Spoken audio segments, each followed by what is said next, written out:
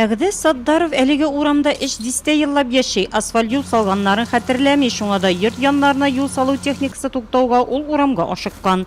Сатан азын ишигинде шип бистаган кирсең, ул начар түгелләрендән айны бекимгә дә хат картыңа хат яшиңә дигән кебек. Шулай эшләп торганда бик яхшы. Рәхмәттән кала бер нәрсә. Нурлат автомобиль юллары идарәсенең әлеге урамдагы беренче эш көне. Бүген бу юлда беренче эш көне, монда 3 единицы техники, автогрейдер, бульдозер, каток, 2 бригада дорожных рабочих. Бу урамда латресе сентябрь башында эшләрне бетерергә планлаштырабыз.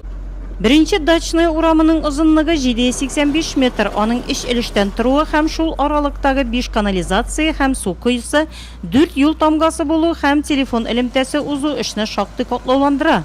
Моңа да карамаста, юлчылар кысан шартларда булса да, бардык нормативларга туры китереп эшләргә тырышалар.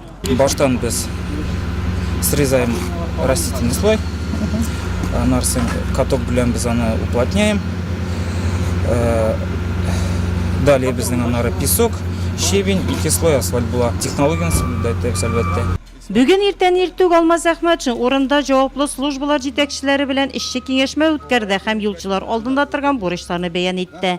Якын арада Нурлатның Весенняя, Тихая, Шишмәле, Студенческая, Ишкенеев урамнары һәм Бакиров, Мухарметов һәм Ленинградская белән Захаров урамнары тыкрыклары ремонтланачак. Средстволар район җитәкчесе үтенеше һәм Татарстан президенты Рөстәм Миннеханов бүлеп биргән өстәмә лимит буенча.